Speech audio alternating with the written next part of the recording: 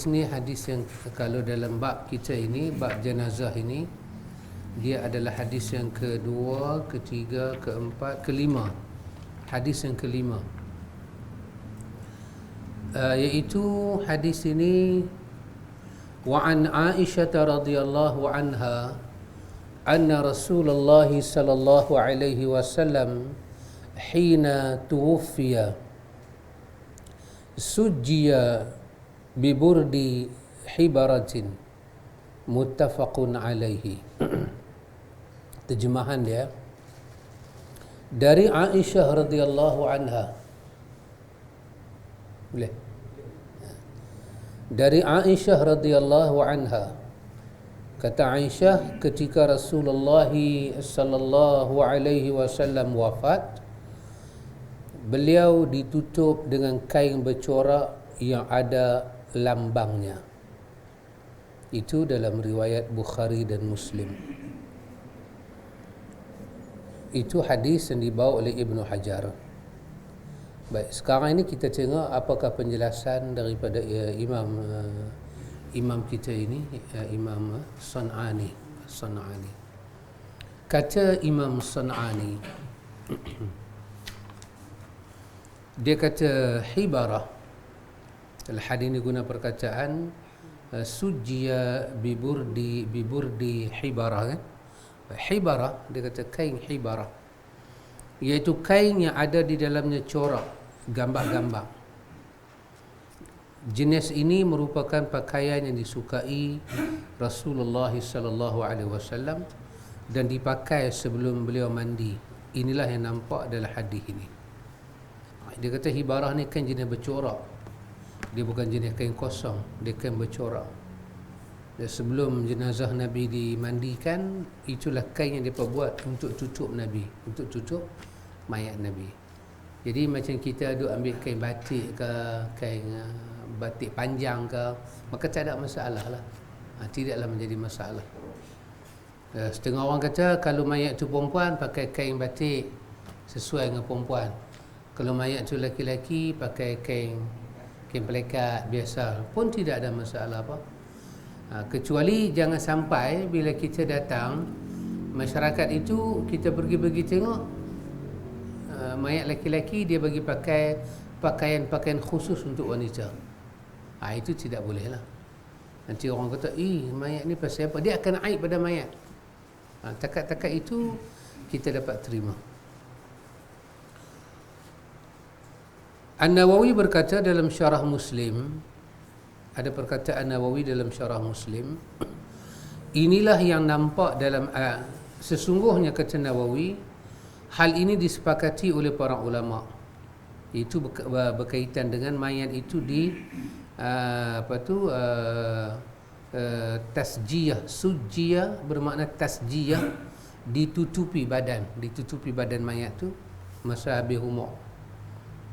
Kata Nawawi, nampaknya ini ada kesepakatan para ulama hal itu dibuat.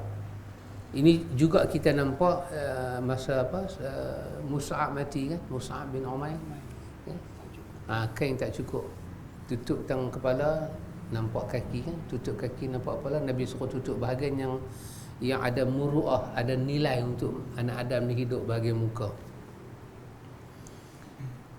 Hikmahnya, kata Nawawi, hikmah daripada perkara ini ialah bahawa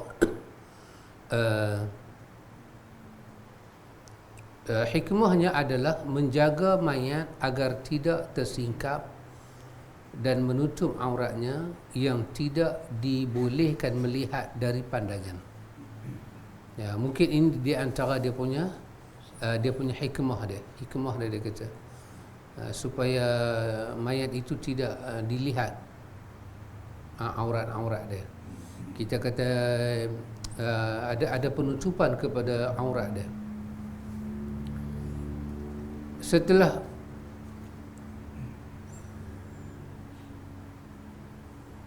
baik, mereka berkata tasjiyah, at-tasjiyatu, yakni maksudnya menutupi badannya itu setelah mencopot pakaiannya.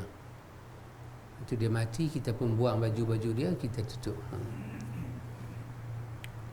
Kalau mayat itu ada pakaian, dia mati dengan jubah dia pakai. Kalau itu kita tak mau tutup pun tak apa, kita tutup muka aja, boleh.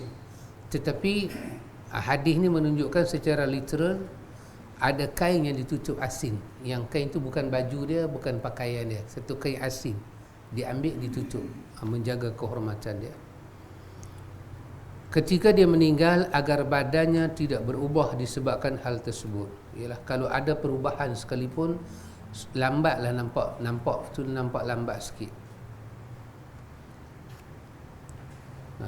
Wallahu ta'ala alam. Ikhwan, Allah ta'ala maha mengetahui.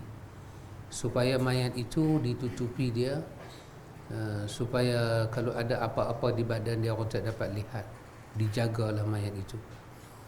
Maka ini hadis yang menceritakan bahawa yang takat ini kita dapat lihat secara mudah kenapa mayat itu ditutup dengan kain.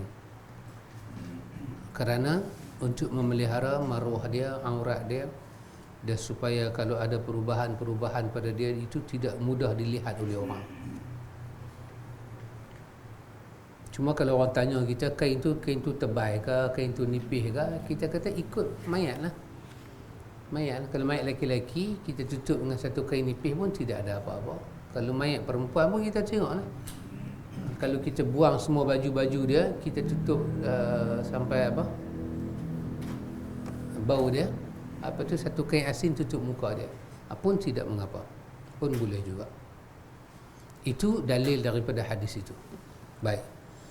Wa anha radhiyallahu anha anna Abu Bakrin as-Siddiq radhiyallahu an qabbala an-nabiy sallallahu alaihi wasallam ba'da mautihi. Rawahu al-Bukhari. Terjemahan dia, dan darinya, dari Aisyah juga radhiyallahu anha, Abu Bakar as-Siddiq radhiyallahu anhu mencium Nabi sallallahu alaihi wasallam setelah beliau wafat. Abu Bakar cium Nabi setelah Nabi wafat, sebelum dimandikan. Belum mandikan lagi, Bakar cium. Kata penulis kita, hadis ini dijadikan dalil bolehnya mencium mayat setelah wafatnya. Ini satu dalil istidlal kepada jawaz taqbilul maiti ba'da mautihi. Jawaz, harus taqbilul mait, kita kucuk mayat ba'da mautihi, setelah wafat dia, setelah dia mati boleh.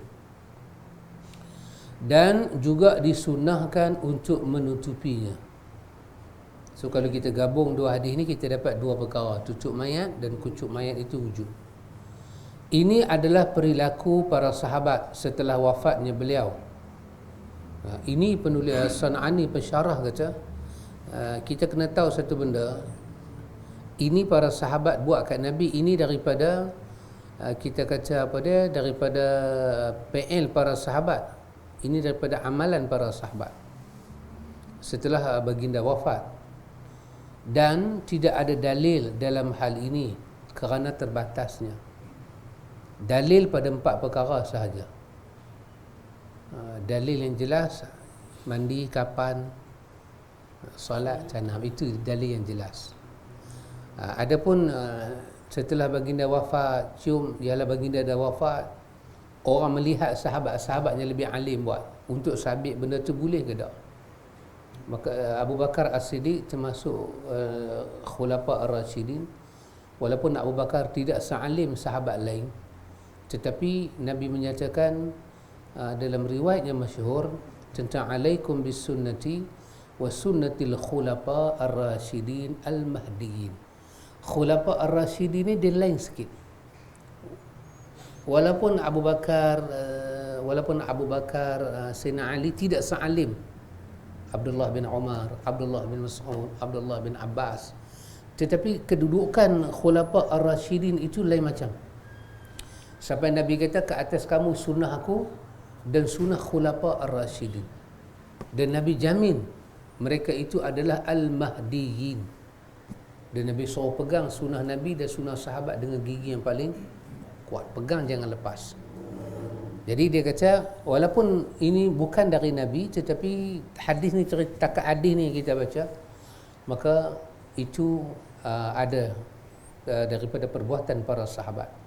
Benar dia kata perbuatan-perbuatan ini boleh berdasarkan dalil dasar bahawa boleh. At-Tirmizi mengeluarkan riwayat daripada Aisyah radhiyallahu anha, sesungguhnya Nabi sallallahu alaihi wasallam mencium Uthman bin Maz'un ketika dia meninggal dan beliau menangis, atau dikatakan kedua matanya mengalirkan air. At-Tirmizi berkata hadis Aisyah ini adalah hadis yang hasan lagi sahih. Dan ulama lain kata hadis ini adalah hadis yang sahih.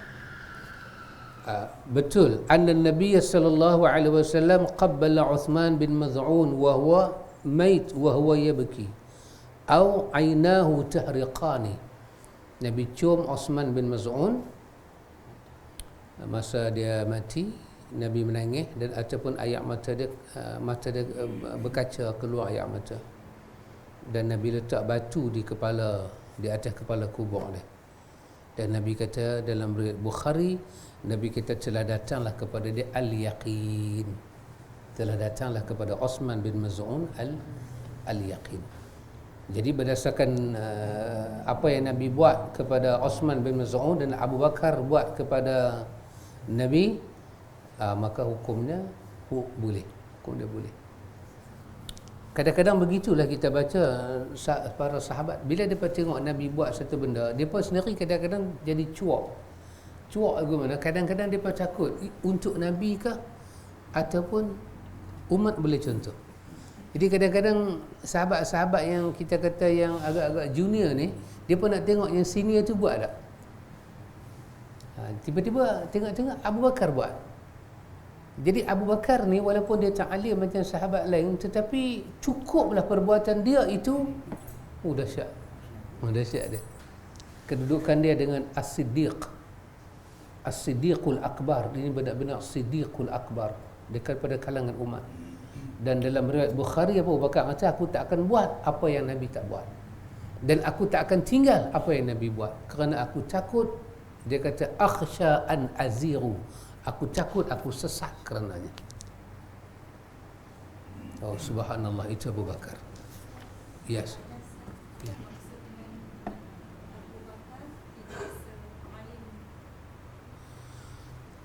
Wallahu a'lam. Dari segi senarai, Abu Bakar dia tak termasuk ulama di kalangan sahabat. Dia kan 7 orang tu Ibnu Qayyim sebut tu. Kalau kita banding ilmu Abu Bakar dengan Abu Hurairah ke, dengan ilmu Ibnu Umar ke, mereka alim lagi. Mereka alim dahsyat. Jadi itu menjadi rujukan ilmu, khazanah ilmu. Bila Nabi wafat, ini nama-nama orang, Aisyah, Abu Bakar, apa? Saya nak ingat 7 nama. Aisyah, Ibnu Umar, Ibnu Mas'ud, Ibnu Abbas, Abdullah bin Umar, Ubay masuk, Ubay bin Ka'ab. Lagi? 7 semua ada, 7 orang. Anas tak masuk. Itu. Abu Bakar tak masuk. Tapi Abu Bakar ada ilmu lain. Jumlah hadis-hadisnya Abu Bakar riwayat tak sebanyak Abu Hurairah, tak sebanyak Abdullah bin Umar, tak sebanyak Anas bin Malik. Tapi dia ada hal lain dia. Sebab pada diri dia itu Allah bagi siddiq. Jadi walaupun dia tak banyak macam sahabat-sahabat kita sebut tadi, tetapi kebenaran dia tu, dia tak akan buat apa yang Nabi tak buat. Jadi dengan dia buat ni, sahabat tahu mesti ada Nabi buat, mesti Nabi buat. Maka tengok-tengok hadis Aisyah menyokong. Bermakna betul lah perbuatan dia tu. Itu dasar Abu Bakar. Siddiqul Akbar, Siddiqul Akbar di kalangan umat ini. Sehingga kan dalam syarah kepada Wasatiyah dibagi perbezaan antara Abu Bakar dengan Nabi Isa, siapa yang lebih utama? Ini Syekhul Islam. Sebab esok Nabi Isa akan turun. Nabi Isa akan turun. Dan masa Nabi wafat, bila Nabi dah wafat, semua para ulama kita telah pun ijma'. Apa dia? Umat yang mulia setelah Nabi di kalangan umat adalah Abu Bakar. Kemudian Isa akan turun. Jadi kedudukan Isa turun tu dengan kedudukan Abu Bakar masa tu. Abu Bakar memang dah tak ada kan, tapi kedudukan, adakah bila datangnya Isa, Isa akan jadi nama Nabi Isa Abu Bakar, ataupun Nabi Abu Bakar Isa, dia punya urutan. Para ulama kata Isa tetap tidak merampas tempat Abu Bakar, dia kekal dengan kedudukan dia as-siddiq di kalangan umat ini. Adapun Isa, dia akan datang dengan menghormati syariat Muhammad, tapi dia bukan Nabi, dia bukan umat di kalangan, dia tak turun sebagai umat Muhammad. Abu Bakar Isa bukan umat Muhammad, dia Nabi untuk umat dia. Namun bila Isa turun, Abu Bakar tetaplah yang mulia di kalangan umat. Kedudukan Isa sebagai seorang Nabi dan Rasul di kalangan Bani Israel dulu. Abu Bakar tetap di kalangan umat ni setelah wafatnya Nabi. Dahsyat Abu Bakar. Baik, itu hadis dia. Saya cuba jadi baik macam Ustaz Aizul lah. Baca banyak hadis. Nak baca banyak hadis. Wa an Abi Hurairah radhiyallahu anhu anin Nabi sallallahu alaihi wasallam qala nafsul mu'min mu'allaqatun bidainihi hatta yuqda anhu. Rawahu Ahmad wa Tirmizi wa hasanahu. Terjemahan dia dari Abu Hurairah radhiyallahu anhu, dari Nabi sallallahu alaihi wasallam, beliau bersabda, ruh orang mukmin itu tergantung dengan hutangnya hingga dilunasi hutangnya itu. Ini dalam riwayat Ahmad, dan hadis ini dihasankan oleh At-Tirmizi. Dan nampaknya di kalangan para ulama kita, mereka walaupun Tirmizi kata hasan, namun mereka kata hadis ini ada nilai yang sahih. Kata San'ani, tersebut dalam riwayat bahawa permasalahan hutang ini sangat ditekankan, sehingga Nabi SAW tidak mau menyalati mayat yang mempunyai hutang sampai sebahagian sahabat menanggungnya. Rasulullah mengkhabarkan juga bahawa orang yang mati syahid itu diampun dosa-dosanya kecuali hutangnya. Baik, kata San'ani, hadis ini menunjukkan bahawa mayat masih sibuk dengan hutangnya setelah kematiannya. Maka di sini ada anjuran untuk membebaskan diri dari hutang sebelum kematian datang. Dan ini adalah hak yang paling penting. Jika hutang itu diambil dengan redha pemiliknya, lalu bagaimana dengan sesuatu yang diambil tanpa izin pemiliknya atau dengan cara merampas? Wallahu ta'ala a'lam, Allah Maha mengetahui. Ini satu perkara yang baik. Ta'arif ini baik, penulis kata. Penulis kata hutang itu ialah apa yang kita ambil dengan redha tuan punya harta. Dengan redha dia lah, dengan ikat perjanjian, kan? Perjanjian kita dengan dia, itu diambil dengan redha dia. Pun kalau kita tak bayar, ada janji seberat ni, apatah lagi yang kita ambil bukan dengan redha ni. Lepas tu dia pula tak redha.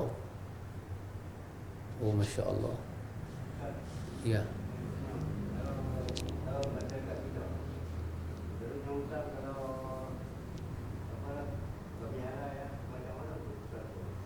Oh, Alhamdulillah, Allah Ta'ala yang maha mengetahui. Wallahu Ta'ala a'lamu bis-shawab. Kalau ada perkataan daripada tuan punya harta ataupun waris kepada tuan punya harta, demikian kami halal, Alhamdulillah, mayat mendapat syafaat lah. Maka hadis ni tak kenalah, tak ada lah gantung-gantung tu. Maka tapi kalau dia berkata kami tak halal, itulah. Penulis kata tadi ada mayat yang Nabi tak salat, Nabi minta sahabat bagi selesai. Dan bila sahabat tak mau selesai, dalam riwayat kata apa? Nabi kata, tak apa, Nabi kata hutang dia aku tanggung. Hampa pergi semayang mayat dia. Ini satu inzar. Inzar ini satu apa? Satu peringatan keras supaya jangan mati tinggal hutang. Ini hutang-hutang yang kita maksud ni adalah hutang-hutang yang tidak menasabah. Adapun memang ada hutang yang menasabah, hutang kereta, hutang rumah, Yang ni kalau nak suruh bayar, tak terbayar lah kita. Pasal tu ada insurans. Kan kalau kawan tu mati, macam mana insurans tolong cover rumah dia. Itu lain bab. Ini hutang-hutang yang boleh bayar. RM50, RM100, melibatkan orang. Kemudian ada juga satu jenis perbahasan lagi. Hutang jenis apa? Jenis kita hutang orang, katalah RM100, tapi masa kita hutang, dia habaq siap-siap. Dia kata memang hutangku RM100, tapi aku mau hang bayar RM300. Dan kita redha masa tu, walaupun statement dia tu riba. Jadi tiba-tiba kita pergi bayar RM100. Maknanya kita bayarlah hutang pokok. Lagi RM200 tu dia duk tuntut. Dia kata mana lagi dia aku RM200. Kita kata dah aku hutang RM100. Wahai kita yang hari itu setuju dengan dia nak bayar RM300. Yang ni ada perbahasan macam mana. Yang ni para ulama kata kalau kita bayar kita berdosa, kalau kita tak bayar pun kita berdosa. Kenapa? Kita bayar kita berdosa kerana riba. Kita tak bayar pun kita berdosa kerana kita telah buat perjanjian riba. Tetap dilaknat. Maka hakikatnya yang 200 itu kita tak perlu bayar sebenarnya. Tetapi dia tinggal lah. Pasal kita dah janji dengan dia, dia akan tuntut lah. Maka itu menjadi kes duniawi. Kes dunia kita. Kes akhirat, kalau kita pergi bayar, kita tetap berdosa dengan Tuhan. Pasal kita redha dengan riba. Allah berperang dengan orang riba, kita pula pergi bersetuju dengan riba. Mungkin kerana masa itu darurat. Tapi kalau kita nak bagi selesai, kita bayar dengan istighfar. Kita menanggung dosa. Dia lagilah berdosa, dia menuntut bukan hak dia. Jadi ini ada hukum di sini, supaya bila nampak orang tu macam ada sakit yang membawa kepada kematian, cepat-cepatlah kita cuba tanya kod dia ada hutang yang boleh bayar, bagi selesai bang. Terutama hutang adik-beradik, hutang kawan-kawan, hutang ni orang tuntut. Hutang paling masalah, tuan dia tak redha tapi dia sengak. Dalam banyak-banyak hutang ni paling masalah.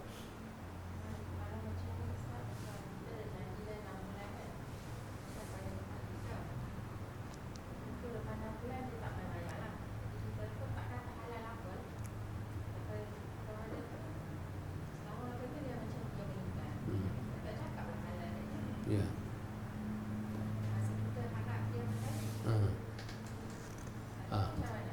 Iyalah.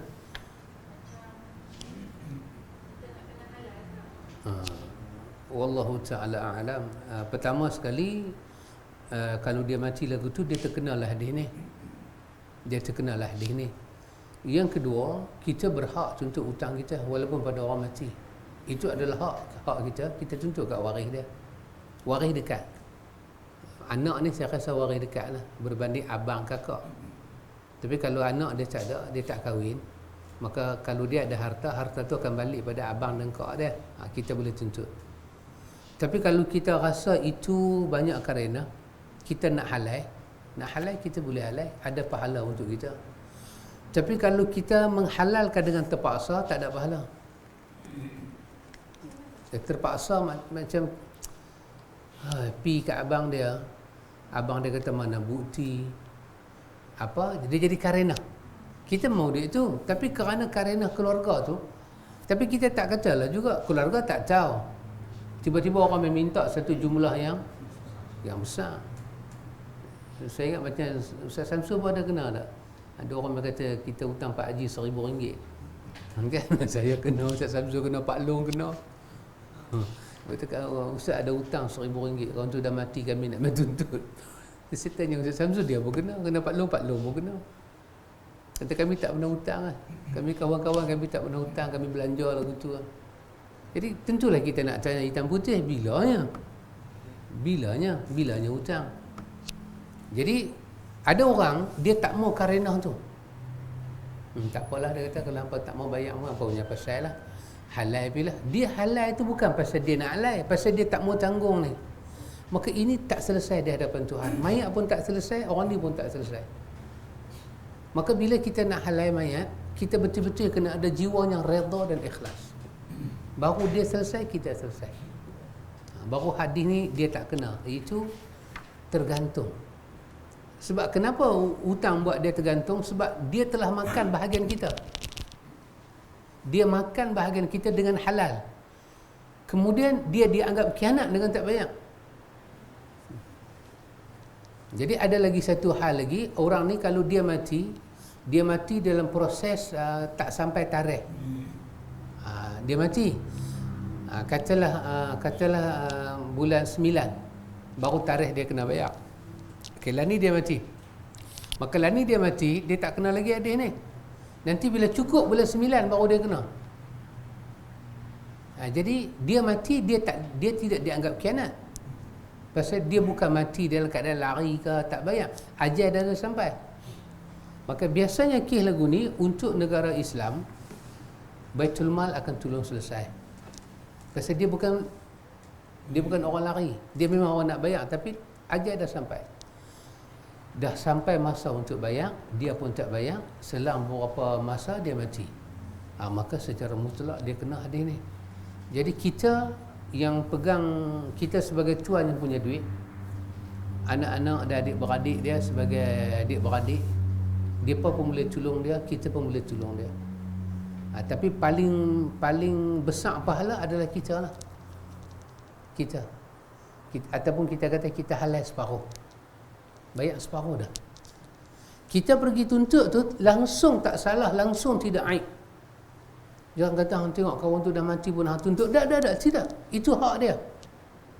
Pasal tu kalau tak tuntut dia kena ni.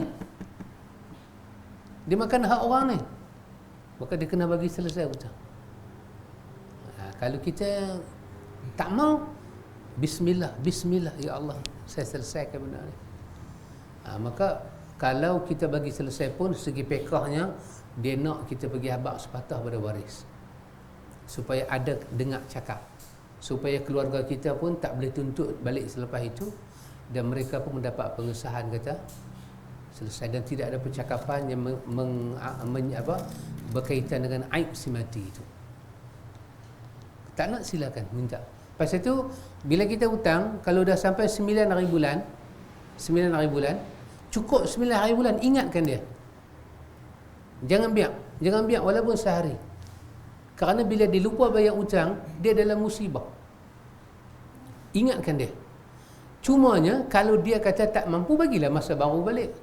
Tapi mesti ingat bila sampai. Jangan kita sengap. Jangan lepas 3 hari baru kita ingat. Lepas 3 hari kita ingat kata nak bagi masa. Dia pula dia terlupa. Kita call dia kata apa? Loh, ya Allah sahabat, saya dah pakai duit kalau kemarin sahabat abang. Tengok, ini tidak mau. Ini tak boleh. Ini satu akhlak yang merosakkan. Jadi cukup tarikh dia 9 hari. Dia nak anggap kita buruk dia punya pasal. Ini adalah daripada akhlaknya mulia. Orang yang bagi hutang, kita bagi dia piutang. Kita pemiutang. Ingatkan dia si piutang, penghutang. Bukan pemiutang. Maafkan saya. Penghutang. Kita ingatkan dia, Tuan, dah sampai masa Tuan kena bayar hutang. Itu adalah daripada akhlak yang baik, dan itu adalah pahala yang besar. Kita jadi segan. Segan kita tu bawa masalah kat dia. Jadi kita mesti ingatkan dia. Dia minta tempoh, bagi tempoh. Sebab dalam hadis kan, dalam hadis Muslim, Nabi menyebut Allah uji kita dengan 5 benda. Salah satunya apa dia? Mu'sir, iaitu kamu mudahkan orang lain bayar hutang. Siapa yang mudahkan orang lain bayar hutang, Allah mudahkan hisab dia di hari akhirat. Besar. Bayang hisab di hari akhirat, yang tu nak kena hisab, ni nak kena hisab, kalang kabut, tiba-tiba ada syafaat kita pernah memudahkan dia dengan kita bagi tempoh ataupun kita bagi diskaun hutang kat dia. Allah ambil itu sebagai syafaat kita di hari akhirat. Jadi bermakna besar ni orang yang pemiutang ni, besar. Lagi halal besar lah, akhirat besar lah, tapi dunia you lost something lah.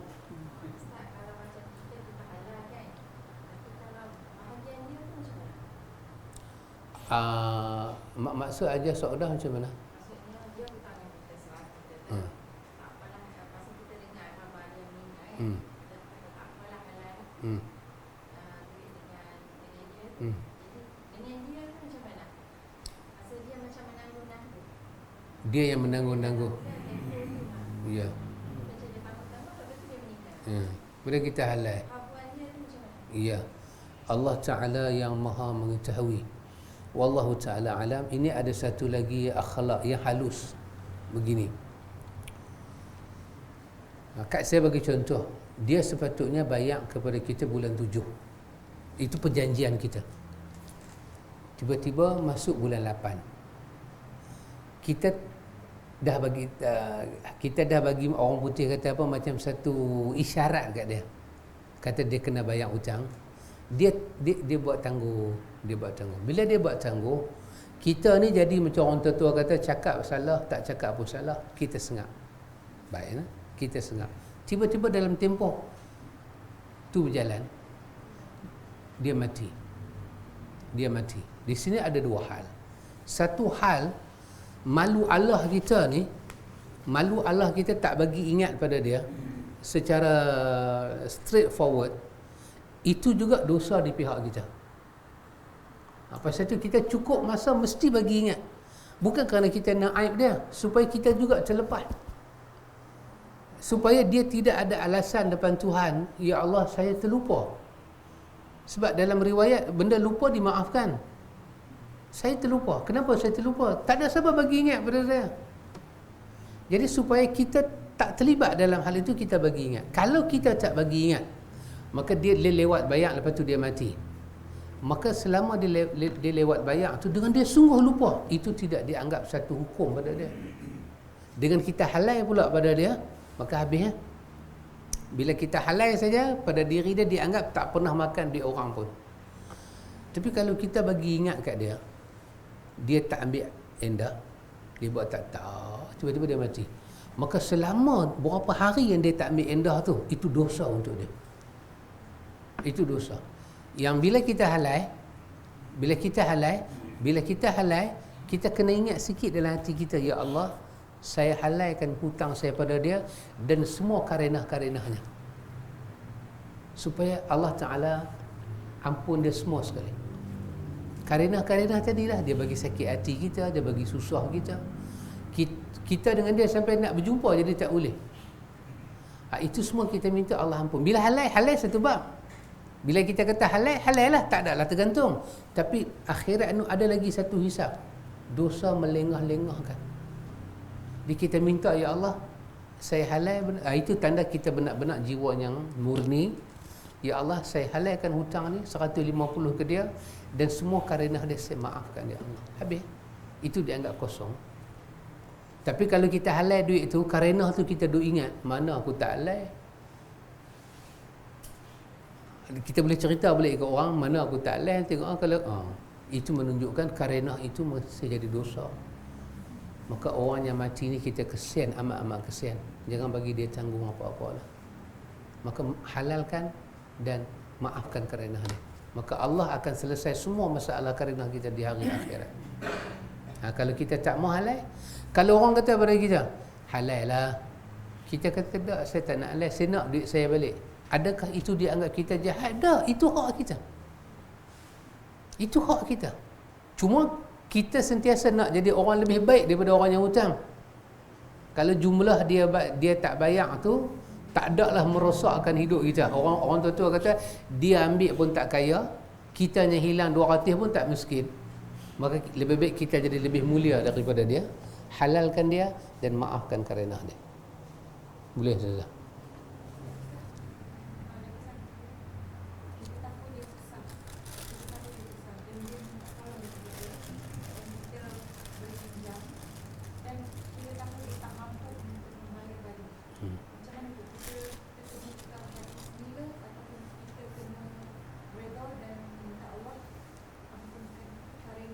Iya.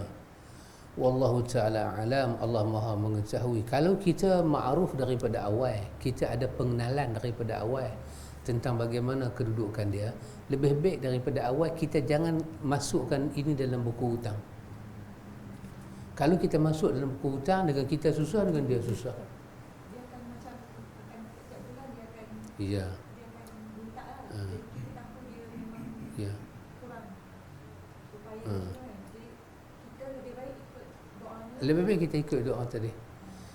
Ya Allah. Dan orang macam ni lebih baik kita letak sempadan daripada awal. Kadar mana kita mampu bantu dia, kadar mana kita tak mampu. Kalau dia minta 50 kita bagi. Dia minta lagi 30 kita bagi.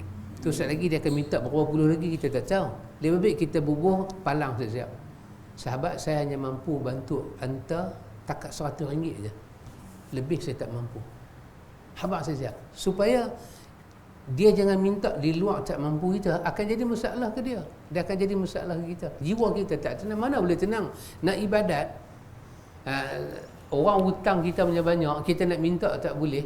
Senang ke kita ibadat? Kita duduk tengok muka dia. Mau dengar pula dia pergi umrah. Allahu Akbar, tak masuk akal. Hutang kita 300.5, dia pergi umrah 7,500.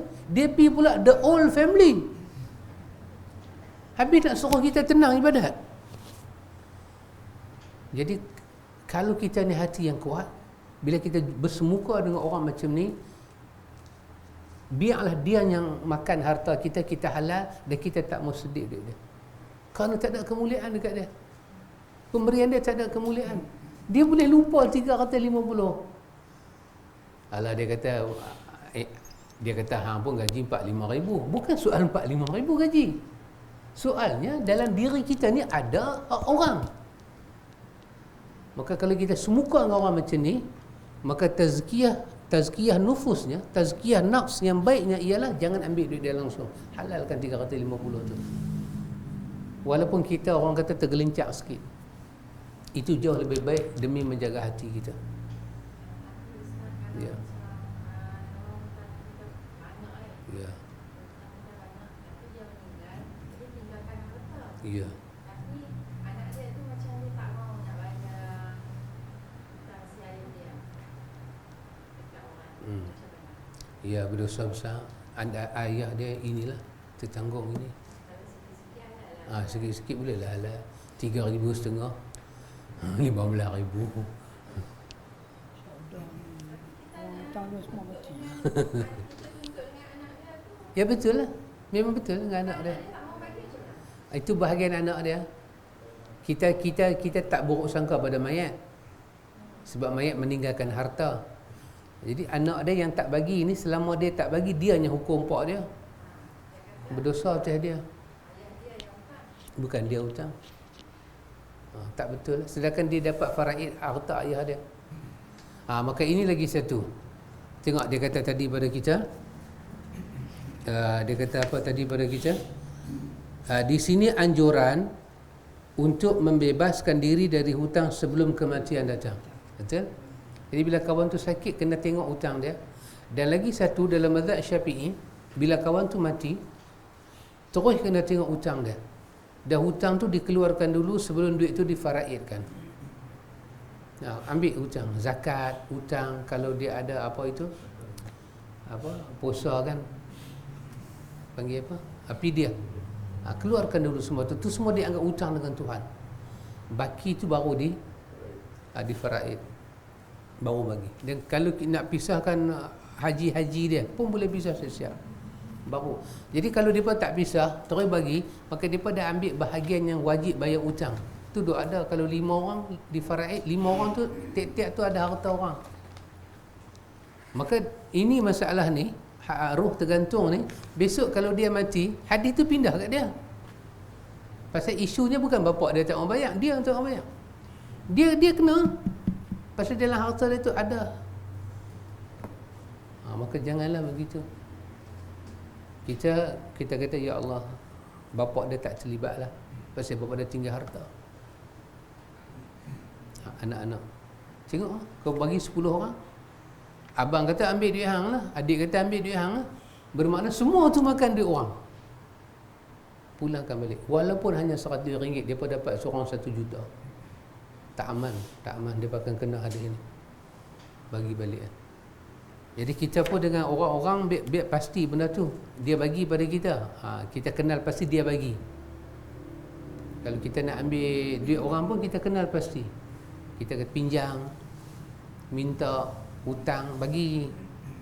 kenal pasti supaya mati ni tak jadi masalah. Kalau duk kata hutang dengan mak kita, mak pinjam mak RM10 bagi, mak pinjam mak 50, mak pinjam, guna perkataan pinjam. Wahai dia tu dah bukan daripada zimmah mak dia, dah bukan canggungan mak dia, dia ada keluarga, dia ada pekerjaan. Lepas tu dia mati, ataupun mak dia mati, mak dia bisik kat bapa hang, ni anak kita yang sulung ni duk pinjam, aku tengok dah 500 ni. Bapa minta. Bila bapa minta, dia kata, bapa ni duit mak pun berkira. Tidak. Itu pinjaman. Wajib dia bayar walaupun itu duit mak dia sekalipun. Kalau bapa dia nak halal, hak bapa dia lah. Tapi halal ada syarat dia. Tak boleh halal dengan masa muka. Kena halal dengan emosi dan ilusi, molekul-molekul yang positif kena berkembang dalam minda kita. Dia tak boleh halal tapi muka masam, itu tak halal. Lepas tu hanya halal hutang kerana tak maafkan, itu semua tak sampai kepada maksud halal.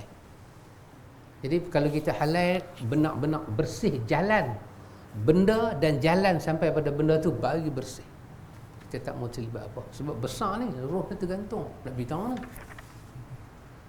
Kalau Allah sediakan nikmat benda lain, hatta Nabi kita syahid ni apa masalah dia? Kira sebelah kaki nak masuk syurga dah, tapi tak boleh masuk dalam syurga. Tergantung pasal apa? Hutang. Tengok macam mana hutang boleh tahan orang. Jadi kita hati-hatilah. Hutang bank, hutang kereta tu lain bab. Pasal itu ada perjanjian bayar puluh-puluh tahun, tak habis insurans ambil alih. Itu lain bab. Ini hutang yang dia orang perlu hutang kita bagi hutang lah, kita bagi hutang dia. Tapi dia nak kita bagi pinjam dia. Kita bagi pinjam dia akan bagi tahu, dia akan nak bagi balik pada kita. Tapi lah hati kita ni, bagi apa ambil bagi. Tapi dalam hati dia tak suka. Bagus. Macam mana kedudukan dia kalau dia meninggal kan? Kita meninggal lah. Ya, wallahu ta'ala alam. Allah Ta'ala yang maha mengetahui. Kalau dia ada lagu tu, saya berijtihad pada pendirian saya, itu adalah pemberian, itu bukan hutang. Pemberian. Kita kata, kita tengok dia pun susah kan, kita tak mau abang supaya kita mungkin tak mau dia malu Allah ke, biasa lagi kan. Dia dah biasa lagi, cuma kita pegang dalam diri kita, aku bagi kan. Tapi kalau besok hang bagi balik kat aku terimalah sebagai pemberian. Ini pada saya pemberian. Masa kita bagi tu, kosongkan hati kita daripada dia main bayar balik. Kosongkan. Katalah besok dia main bagi balik, ambil nasihat Quran pada kita, pulangkan pada dia. Pulangkan pada dia. Kalau tak mau ambil semua pun, pulangkan dia separuh ke. Ambil sikit ni orang kata, bukan ambil lah, orang kata nak tutup kisah ajalah. Maka itu pada saya pemberian. Pemberian. Kalau kita bagi, kita jangan mengharapkan apa-apa. Jadi kena tutup ruang tu. Kalau hang bagi, hang bagi, aku ambil. Hang tak bagi pun tak ada apa-apa. Kalau hang bagi, aku ambil, yang tu kena tutup. Tutup bang itu. Tutup bang. Supaya dia bertukar jadi betul-betul pemberian. Jadi kalau kita tak buat lagu tu, dia akan duduk tengah-tengah. 50 hutang, 50 bagi. Masalah. Bagi dah ya Allah, bagi. Cuma kita berhak tak habaq. Kita berhak tak habaq. Dia mati, ya Allah, selesai. Angkat tangan, ya Allah. Semua tu harta dia. Saya tolong dia, ya Allah. Begitu. Sekarang ada pandangan kan? Dah cikgu Abah kata ni. Allahu Akbar. Okey, itu clear nah? Baik. Apa lagi satu masalah hutang ni, masalah apa, pergi ambil duit orang, tuan dia tak tahu. Lagi masalah. Dia ambil orang tuan dia tak tahu. Curi, mungkinlah curi. Tapi dia tak pecah rumah. Dia pandai dia ambil. Suami ambil duit laki ke, laki ambil duit suami. Suami ambil duit isteri ke. Tersasar makan keripat tak habis tadi. Kan? Silap. Boleh silap sikit pun tak boleh. Ustaz Nan ni teliti. Baik. Supaya tak tersasul, baca hadis lagi. Wa an ibn Abbas radhiyallahu anhuma anna an-nabiy sallallahu alaihi wasallam qala fi alladhi saqata an rahilatihi famata اغسلوه بماء وسدر وكفنوه في ثوبين متفق عليه. Terjemahan dia dari Ibnu Abbas radhiyallahu anhuma. Nabi sallallahu alaihi wasallam bersabda tentang orang yang jatuh dari kenderaannya ketika meninggal. Mandikanlah ia dengan air dan daun bidara, dan kafanilah dia dengan 2 pakaian. Ini dalam riwayat Bukhari dan Muslim, muttafaqun alaih. Baik. Kata Imam San'ani dari Ibnu Abbas radhiyallahu anhuma, Nabi sallallahu alaihi wasallam ketika ia sedang uquf di Arafah di atas kenderaannya, sebagaimana tersebut dalam hadis Al-Bukhari, kemudian ia meninggal. Orang yang jatuh tu di Arafah tu, dalam uquf tu, dia jatuh dan dia meninggal. Maka Nabi kata, mandikanlah oleh kalian dengan air dan daun bidara, dan kafanilah ia dengan 2 pakaian. Kelengkapan teks hadis ini adalah janganlah kalian membalsemnya, dan janganlah juga ditutup kepalanya. Itu perkataan Nabi. Nabi kata wala tahannatuhu. Jangan wangi-wangikan dia. Bahasa Indonesia ni. Jangan wangikan dia, dan janganlah kamu ini tutup kepala dia. Tukhammiru ra'sahu. Jangan kamu tutup kepala dia. Dan setelah itu dalam lafaz Bukhari, sesungguhnya dia akan dibangkitkan pada hari kiamat dalam keadaan bertalbiyah. Ini hadis dia, hadis berkenaan dengan tajuk ini. Baik, sebelum cuba kita perhati, sebelum kita masuk hadis Ibnu Abbas ni, kita dah tengok dah daripada awal, tajuk daripada awal, penulis bawa kepada kita, Ibnu Hajar bawa hadis berkenaan dengan anjuran ingat kepada mati. Kemudian larangan kita mendoakan supaya mati kalau sekiranya satu-satu mudarat turun pada kita. Tapi sebaliknya Nabi ajak kita doa kan. Ini Allahumma ahyini ma kanatil hayatu khairan li wa tawaffani iza kanatil wafatu khairan li. Ini saja kita boleh baca. Ya Allah, kau cabutkanlah nyawa aku. Ya Allah, kau matikanlah aku. Tak boleh. Larangan. Bahkan ulama kata minta mati hukumnya adalah haram. Tak boleh. Kecuali fitnah. Kita duduk di satu tempat tu terlampau fitnah sangat, kita kata ya Allah, matikanlah aku dan selamatkanlah aku daripada fitnah ni. Susahlah nak jumpa keadaan tu. Sakit ke, apa ke, hutang ke, sempit dunia ke, putus cinta ke, apa tak boleh minta mati. Sebaliknya baca doa ni. Kita ajak pada orang sakit baca doa ni. Tu kata hospital ni kena ajak pada orang sakit ni baca doa ni. Di samping dia PNJ, ambil pam darah. Kadang-kadang tak ada benda ni, sayang. Ya Allah, hidupkanlah aku. Macam mana? Ya Allah, hidupkanlah aku jika kehidupan itu lebih baik bagiku, dan matikanlah aku jika mati itu lebih baik bagi aku. Itu saja kita doa. Ataupun katalah kita tengok dia macam koma ke apa ke, kita boleh baca doa ni dengan kita tukarlah, ya Allah, hidupkanlah dia, kiranya hidup baik untuk dia. Wafatkanlah dia, kiranya wafat itu baik untuk dia. Janganlah kau untuk sakit gigi dia minta wafat untuk dia, itu tak munasabah lah. Baik, itu kita tengok. Kemudian kita tengok hadis, Nabi bagi tahu pada kita tentang orang mukmin ni kalau mati berpeluh. Peluh macam orang bekerja. Basah peluh jantan ni keluar. Pun kita jumpa dah pengenalan mati. Kemudian kita jumpa hadis, Nabi kata kalau kita jumpa orang mati dan dia memang nazak, Nabi suruh ajak dia la ilaha illallah. Baik. Kemudian kita jumpa hadis berkenaan dengan baca Yasin pada orang yang mati di kalangan kamu. Iaitu orang tu nak mati, sakit, nazak, baca Yasin. Dan lafaz hadis itu adalah hadis yang dhaif. Kemudian ada perbahasan para ulama kita tengok, boleh baca Quran pada orang yang sakit nazak. Ataupun orang sakit biasa, sakit gigi, kata saya sakit gigi, itu Ustaz Nan mai, kata Ustaz Nan baca Quran, Ustaz Nan. Ustaz Nan kena baca. Pasal apa? Pasal apa? Pasal bila orang minta kita, dia antara benda yang tak boleh tolak bila orang minta. Dia minta doa, okay? Dia minta bantuan yang menasabah, dia minta makan, dia minta ta'am, syarab, melih, dia minta garam. Orang minta garam jangan tolak bagi, kerana garam kehidupan. Tu saya tengok dalam askar ni, kalau masuk hutan dia bagi garam sikit. Garam sikit, mancis 2, pisau 1. Pilah hidup. Manusia boleh hidup dengan garam. So dia minta garam sikit. Bagi ya.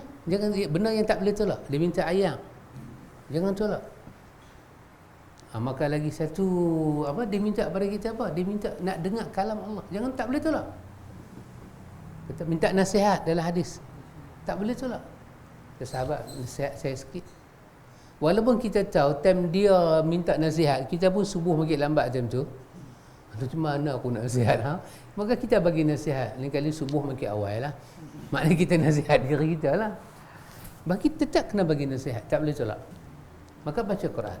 Apa lagi kalau orang tu nazak? Cuma kita tak menentukan surah Yasin kerana penentuan itu dhaif. Bacalah apa dan kita dah tengok dah. Baik. Kemudian kita pula tengok hadis lain berkenaan dengan Nabi pergi rumah Abi Salamah. Abi Salamah mati, Ummu Salamah bagi tahu, dan Nabi ajak pada kita beberapa sunnah. Nabi bagi tahu pada kita kenapa mata dia terbuka. Satu. Lepas tu Nabi bagi tahu apa kita kena buat. Kita kena tutup mata dia. Kemudian tak ada riwayat kata baca apa masa tutup mata. Cuma kita jumpa perkataan para ulama saja. Baca apa? Bismillahi ala millati Rasulillah, ataupun bismillah ala sunnati Rasulillah. Tutup mata dia. Itu saya kita jumpa. Tak baca pun tak apa, bismillah aja. Lepas tu Nabi kata, jangan duk pergi buat kalang kabut dalam rumah ni pasal malaikat duk ada. Jangan cakap mereka benda baik kerana malaikat akan mengaminkan apa yang kamu kata. Lepas tu Nabi ajak doa. Apa kita nak baca? Doa untuk mayat. Allahumma ighfir li Abi Salamah. Kalau kita tak kenal kawan tu, Abi perkataan tu kita tukarlah. Kita kata Allahumma ighfir lahu. Kata lagu tu, warfa' darajatahu fil mahdiyin wafsih lahu fi qabrihi wa nawwir lahu fihi wakhlufhu fi aqibihi.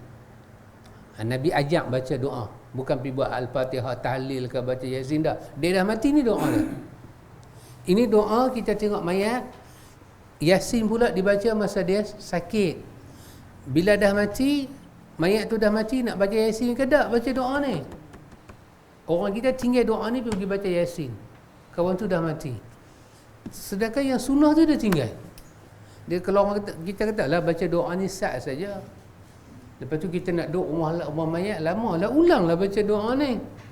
Tak larat, berhenti sah. Sembang benda-benda yang ma'ruf. Lepas tu baca doa ni lagi untuk dia. Silakan. Baik, kita dah jumpa dah. Lepas tu kita jumpa hadis tadi. Bila roh dia semua dah keluar, tutup badan dia. Jumpa. Lepas tu kita jumpa hadis tadi, kita boleh kucuk dia. Katalah kita dah cuci muka dia sikit-sikit kan, dah tutup cantik. Kalau ada orang main nak cium dari dia, boleh.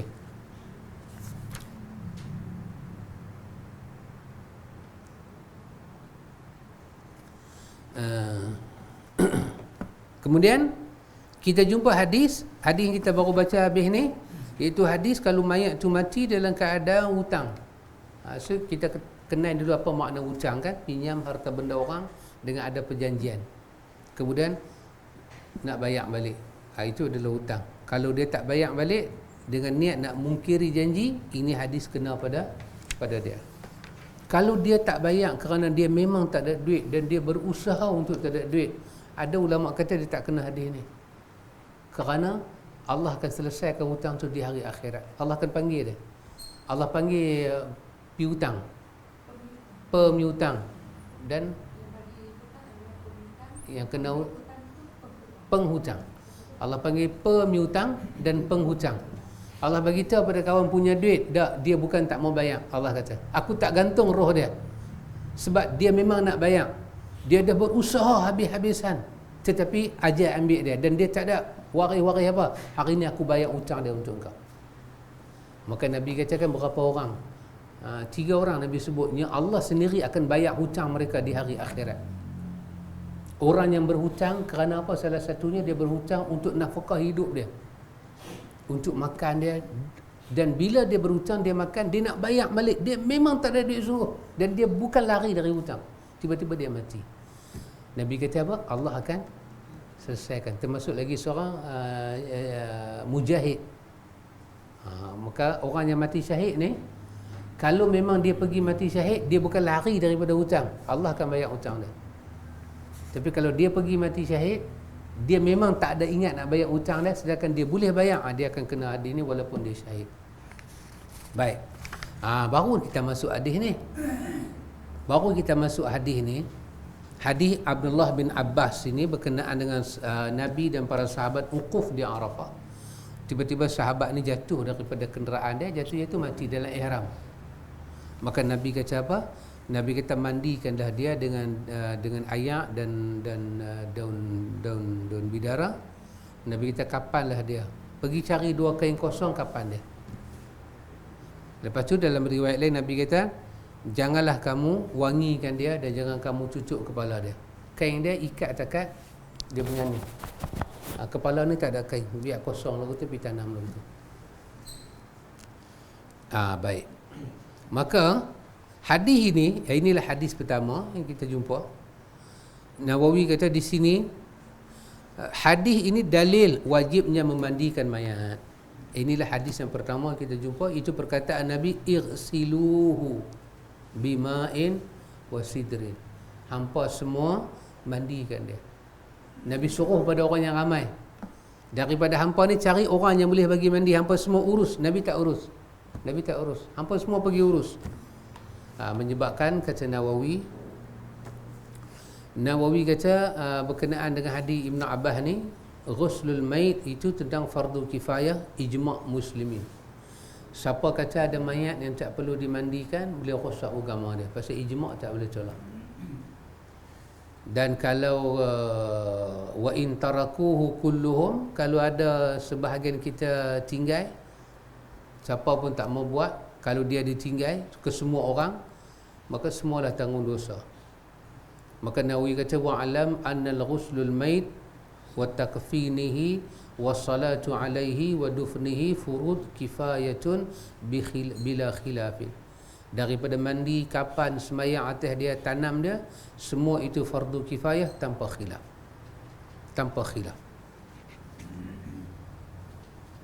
Tapi nanti kita akan tengok ada khilaf sikit dengan Imam Malik tentang pengurusan jenazah ni. Imam Malik ada pandangan dia. Maksud Imam Malik apa yang Nabi kata irsilu. Imam Malik ada bacaan dia. Bukan Nabi suruh mandi dia, bukan mandi pergi lumuk dia dengannya. Dia ada pandangan dia. Sekejap kita tengok. Penulis akan ni sikit. Baik.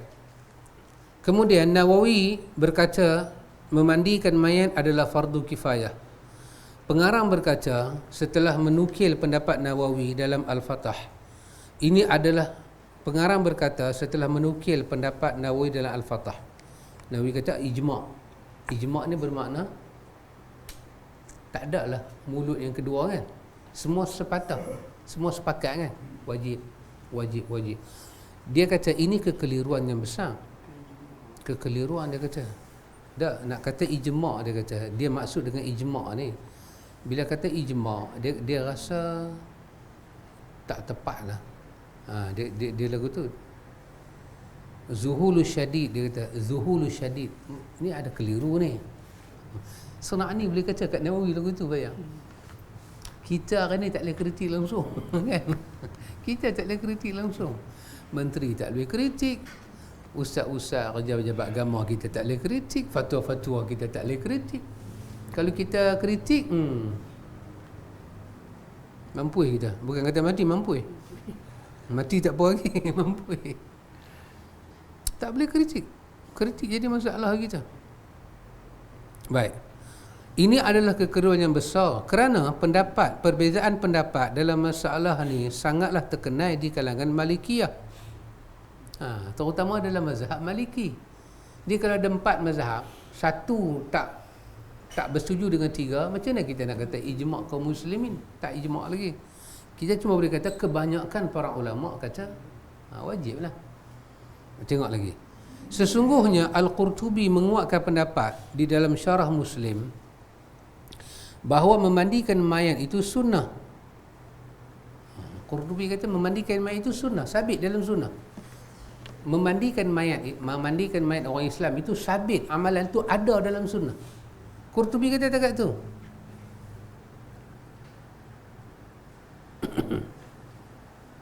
Kemudian, namun yang jelas majoriti ulama mewajibkannya. Ini baru nampak macam betul. Majoriti ulama kata memandikan mayat adalah wajib. Jumhur ala ujubihi, kan kita kata jumhur kata wajib mandikan mayat. Ibnu Arabi menolak pendapat orang yang menyatakan demikian. Dia berkata telah jelas riwayat baik secara ucapan maupun amalan tentang hal ini, dan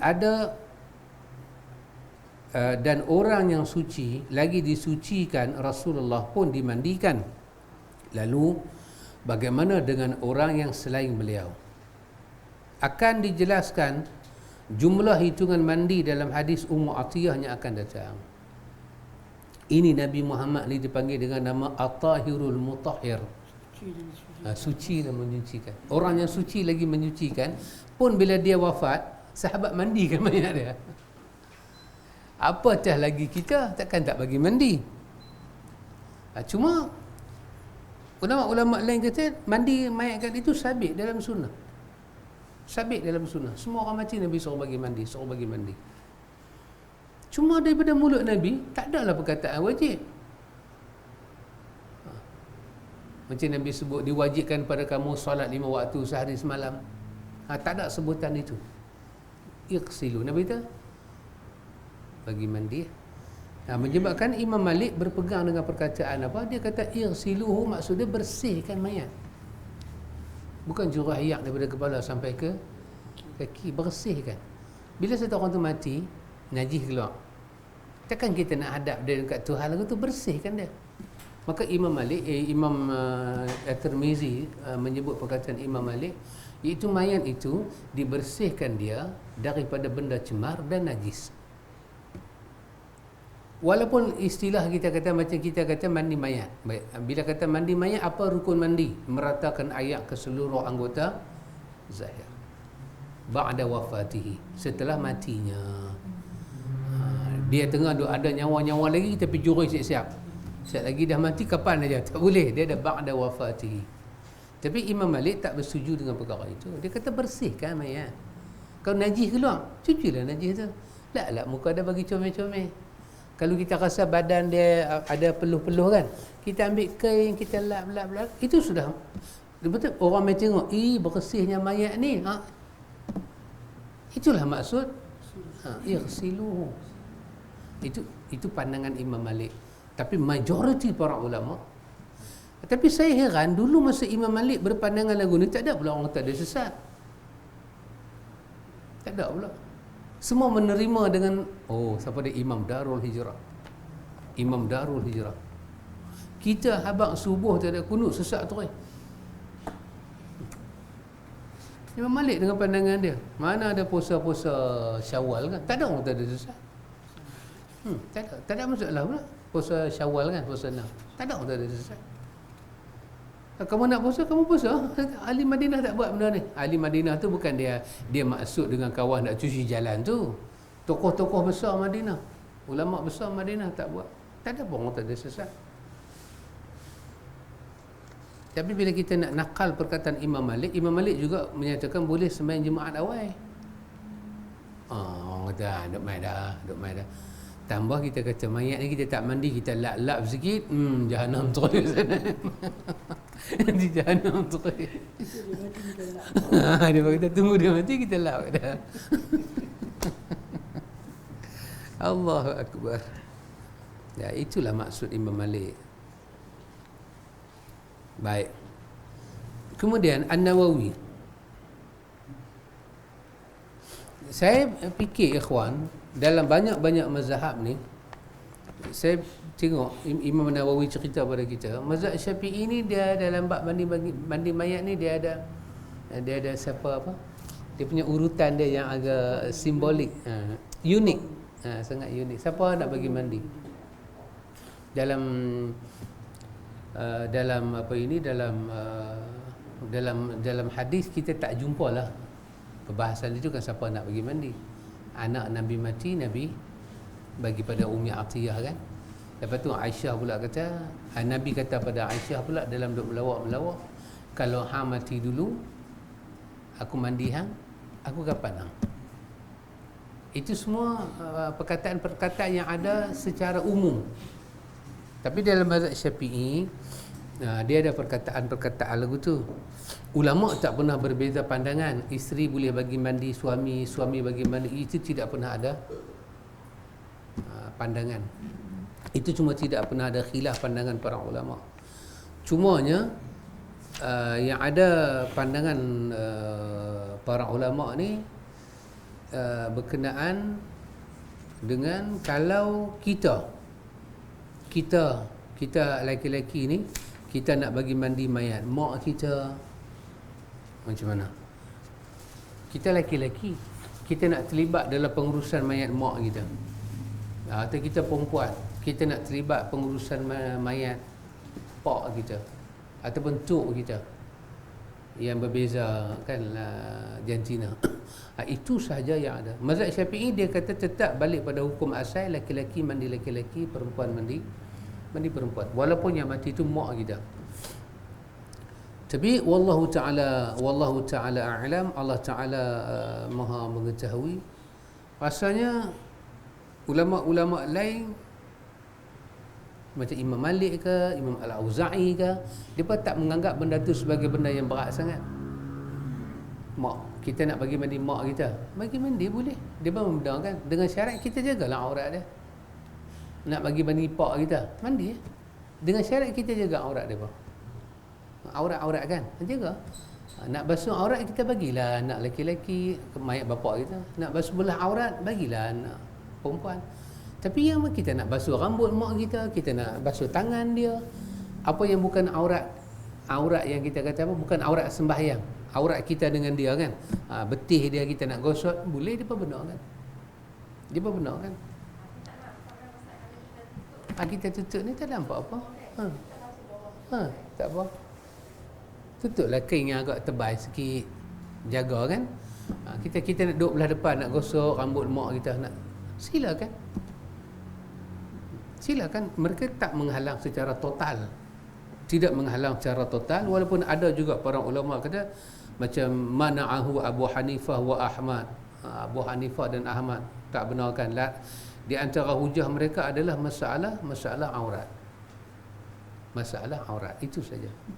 Tapi kalau kita boleh jaga, maka saya berpandangan seperti itulah, tidaklah menjadi masalah besar sangat. Kalau anak lelaki-lelaki nak bagi mandi mayat mak, anak perempuan nak bagi mandi mayat bapa. Cuma kita tengok pada satu realiti hidup, masa hidup mak dengan anak tu rapat ke tak? Itu saja, perhati sikit lah.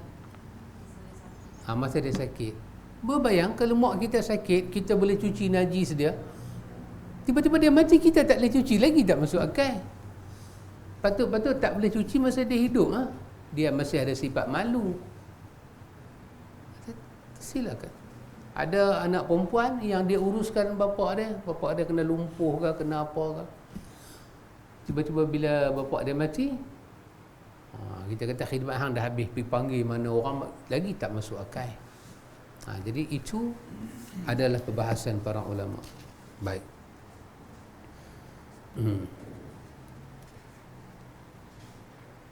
Macam mana tadi? Ucapan. Baik, dalam hadis tadi kata irsiluhu bima'in wasidrin, iaitu ucapan mandikan dia dengan ayak dan daun bidara. Kata San'ani secara zahirnya adalah dicampur daun bidara dan ayak pada setiap kali siraman mandi. Daun bidara tu dia kata campur ayak, bagi ada ayak, itu buat siram untuk mandi. Dikatakan pula ini merupakan pengertian bahawa dimandikan mayat untuk dibersihkan, tidak untuk disucikan, kerana ayak yang telah dicampur tak dapat menyucikan. Ada pandangan tu rupanya. Masalah daun bidara tu untuk bersih.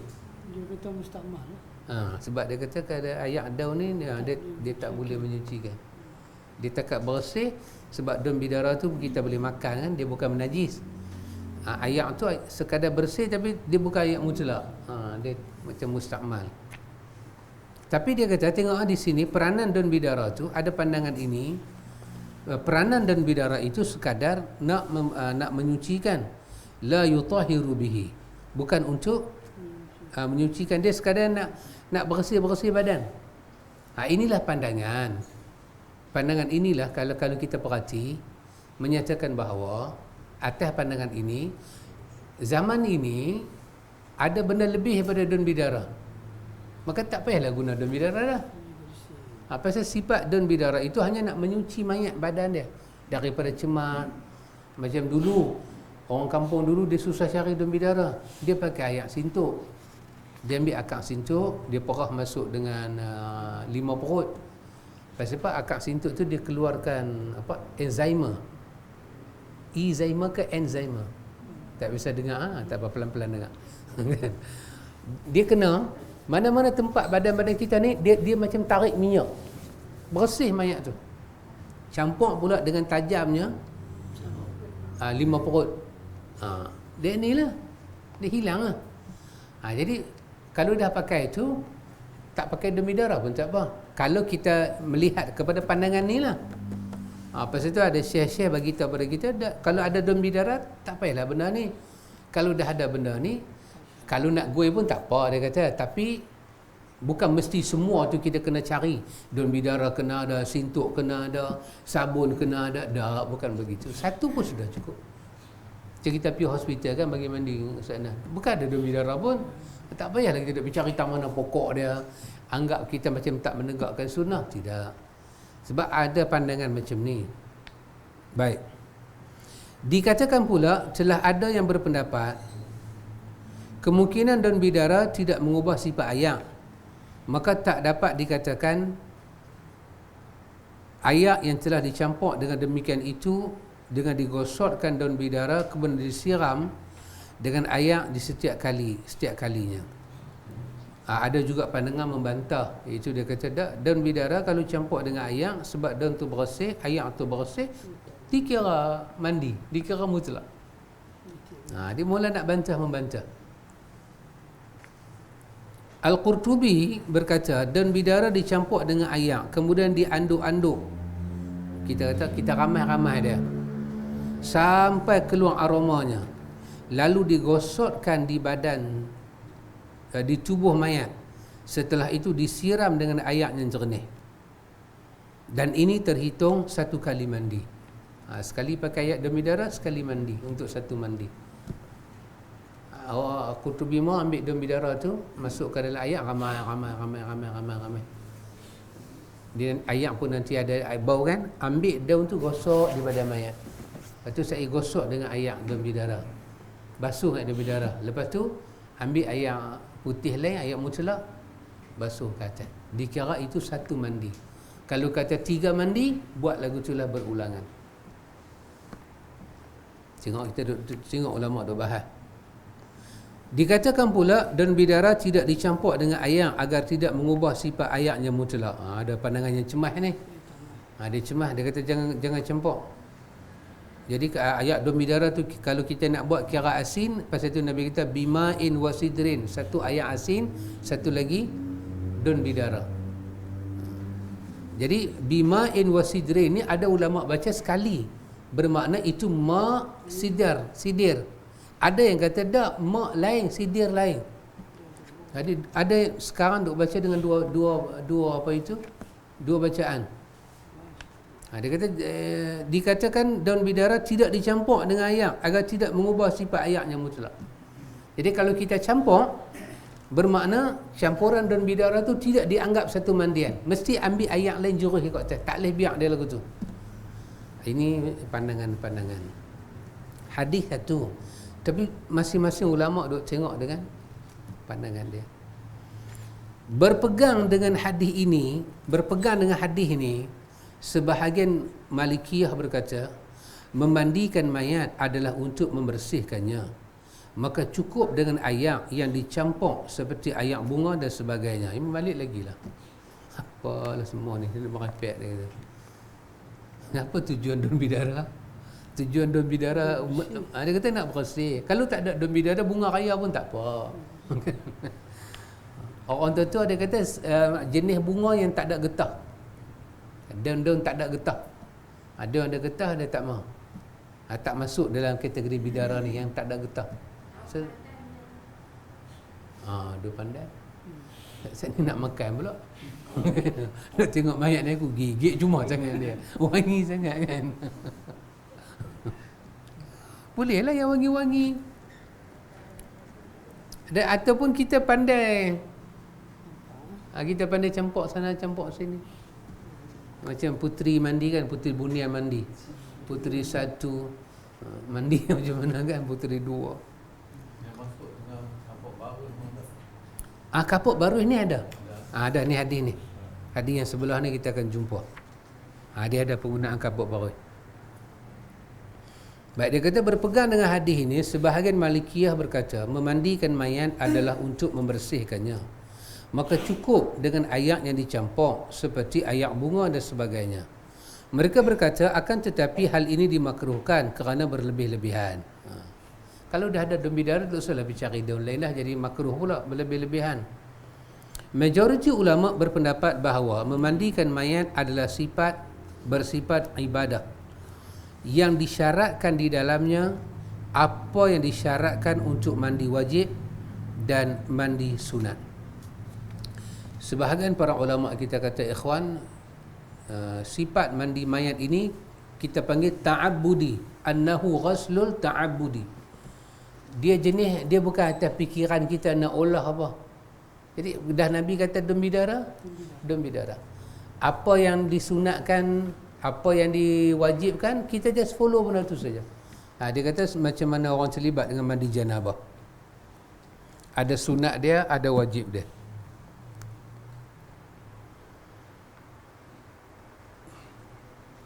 Di dalam hadis ini ada larangan untuk mengawetkan mayat.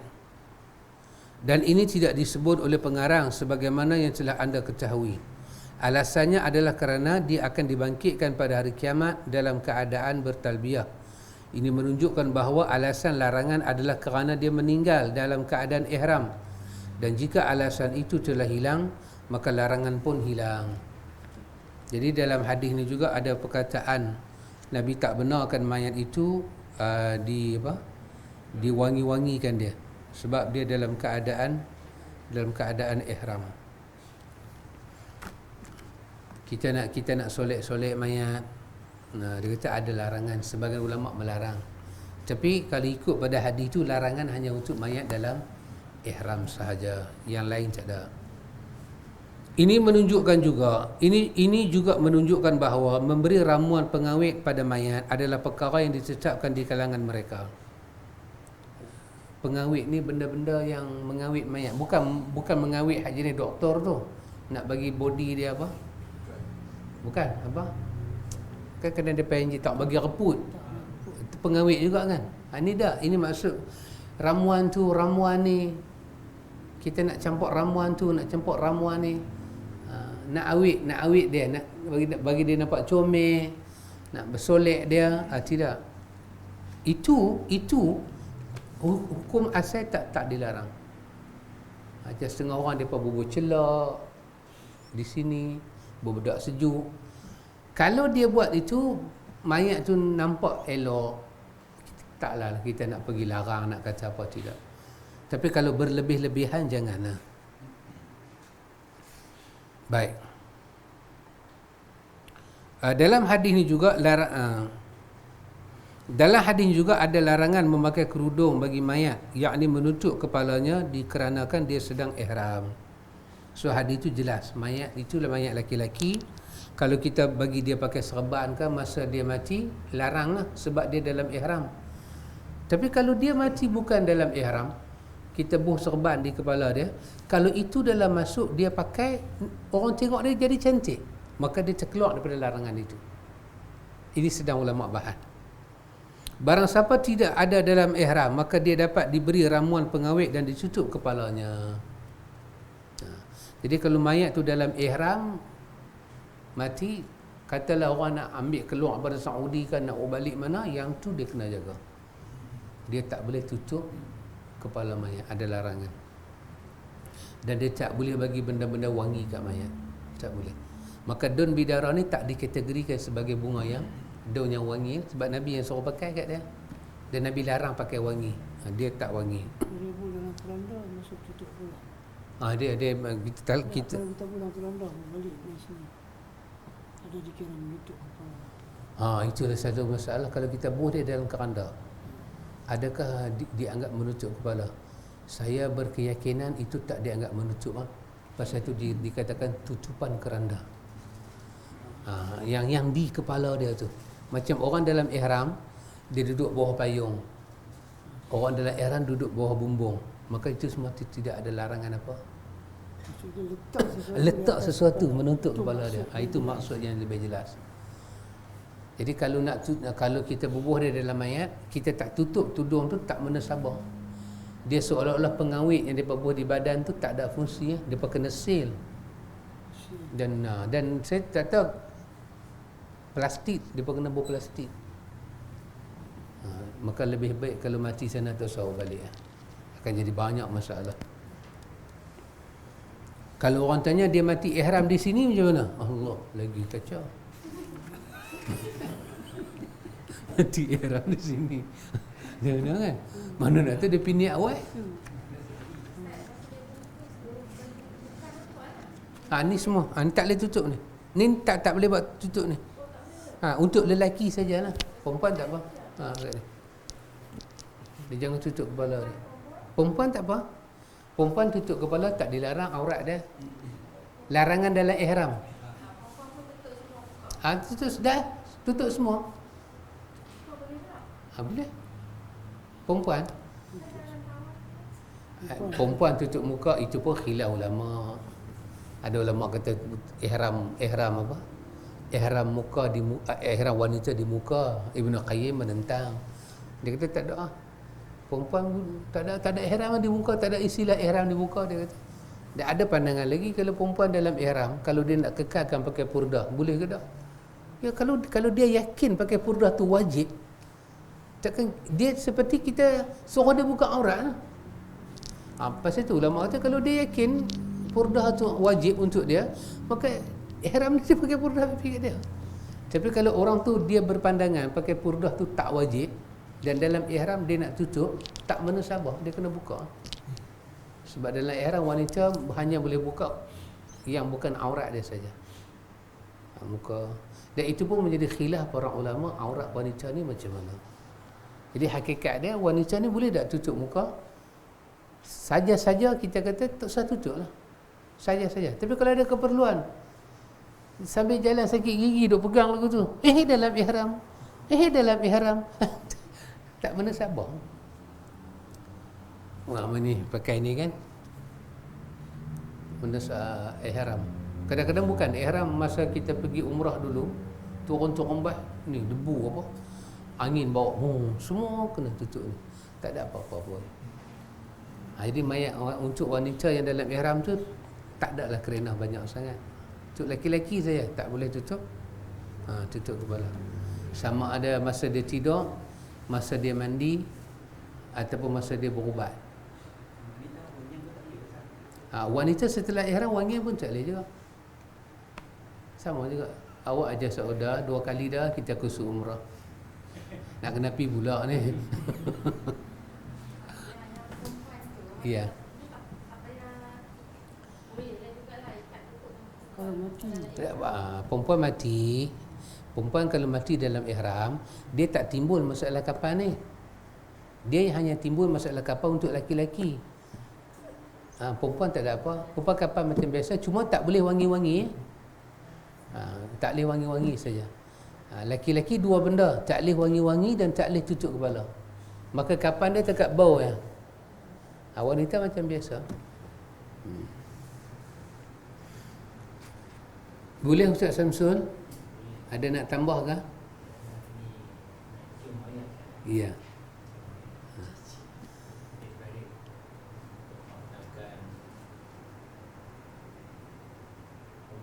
Ya. Mayat cium depa ke depa cium mayat ni? Mayat tu laki-laki. Mayat perempuan. Mak menakan. Mak menakan cium mayat anak menakan perempuan tak apa, boleh? Mahram lah dia. Ya. Kena orang mahram lah. Kalau pak menakan nak cium. Pak menakan nak cium. Pak menakan. Yang mati perempuan. Nak cium anak menakan. Boleh ke tak boleh? Ini satu soalan. Soalan anjakan paradigma. Soalan ni ada dua. Satu begini. Dia ada dua jawapan. Kenapa saya kata ada dua jawapan? Sebab cara kita memandang. Begini. Kita kalau kata, saya bagi jawapan yang agak kontroversi. Kontroversi sikit lah. Ini juga anjakan paradigma. Sebab kerajaan boleh bertukar kan, PH jadi PN. Cuma pemikiran agama yang tak mau tukar. Kita mengajak sunnah, dia kata apa tadi? Pecah belah masyarakat. Tengok, itu orang ada kuasa cakap. Ya sakit hati betul ya. Kuasa tu tinggi orang. Itu orang ada kuasa cakap. Di Pulau Pinang ni. Hampa nak buat gerakan sunnah ni semua panggil ustaz-ustaz ni semua. Dia kata hampa panggil semua sekolah-sekolah dahsyat-dahsyat. Kalau berlaku pecah belah umat macam mana?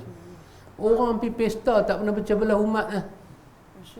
Orang nak mengaji hadis, dia kata pecah belah. Itu orang-orang yang dulu kita mengharapkan mereka menang supaya ada perubahan. Namun dalam perubahan pemikiran sunnah ni belum ada pemimpin boleh buat lagi. Sampai takat ni. Bersyukurlah kita Syekh Hadi, Syekh mana nu dulu pergi hijrah ke Perlis.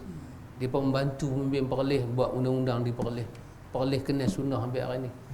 Kerana Perlis kenal sunnah sampai hari ni lah pemikiran sunnah di Perlis berbeza dengan yang lain. Banyak ringan daripada memberatkan.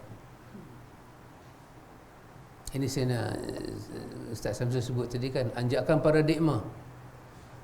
Kalau kita kata mayat itu masih ada hukum taklif, hukum yang 5, wajib, yang itulah hukum taklif, haram, harus, wajib, semua tu kan. Kalau kita berpandangan lagu tu, maka kita akan berpandangan kalau yang mati tu perempuan, yang boleh dengan dia perempuan sama perempuan, dan mahram dia laki-laki saja. Itu kalau kita pegang kata hukum 5 tu masih berjalan untuk orang mati. Tapi kalau kita berpandangan mayat ni dah mati, dia tak ada hukum apa. Dan adakah kita orang hidup bila menyentuh mayat yang bukan mahram ataupun berlainan jantina dihukum berdosa? Sepatutnya tak ada dosa lah. Kecuali kita sentuh dia dengan nak buat dosa. Takkanlah orang nak buat dosa dengan mayat, walaupun ada hadis merepek dulu ni. Maka katalah kita ni dianggap kita ni pak menakan. Tapi kita bukan pak menakan betul. Kita kahwin dengan bini kita belah bini kita adalah anak-anak menakan, tapi bukan pak menakan betul. Kita mati. Tapi kita dengan mereka ni dah duduk macam adik-beradik dah. Jadi kita mati. Yang panggil anak-anak menakan hak perempuan ni, dia nak macam pak menakan dia. Masa tu kita kata tak boleh, ni bukan pak menakan hang betul yang nak cium. Maka itu rasanya kurang menasabah. Bolehlah cium. Cium. Tu walaupun berbeza lelaki, tapi dalam satu rumpun keluarga boleh benda tu, tak ada lah nak kata keras. Cuma perbincangan ni ada macam mana kawan nak kucuk kawan. Yang tu saja. Kawan nak kucuk kawan. Laki sama laki ni. Yang mati ni Al-Fadil. Ada dua Al-Fadil lah. Katalah kami mati sekali. Ada orang nak kucuk kami. Seorang KS, seorang